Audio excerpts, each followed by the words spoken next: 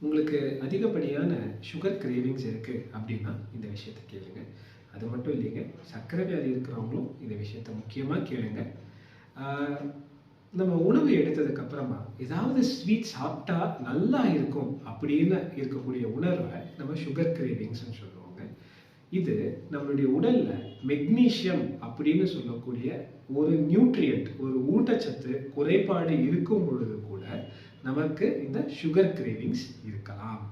அதே மாதிரி காரணம் புரியாத உடல்ல ஒரு சோர்வு, ஒரு அசதி இருந்தாலோ, இல்லை உடம்பு முழுவதும் ஒரு வலி இருந்தாலோ, இரவு தூக்கத்துல தசை பிடிப்பு திரும்ப திரும்ப நிகழ்ந்தாலோ, அதுக்கு இந்த மெக்னீசியம் அப்படிங்கிற ஊட்டச்சத்து குறைபாடு கூட ஒரு முக்கியமான காரணமா இருக்கலாங்க.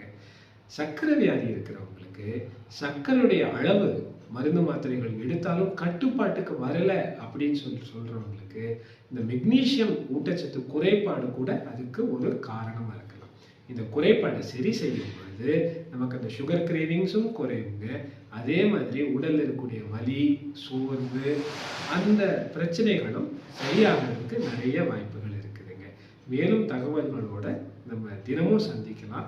நம்மளுடைய சேனலுக்கு சப்ஸ்கிரைப் பண்ணாதவங்க சப்ஸ்கிரைப் பண்ணுங்க.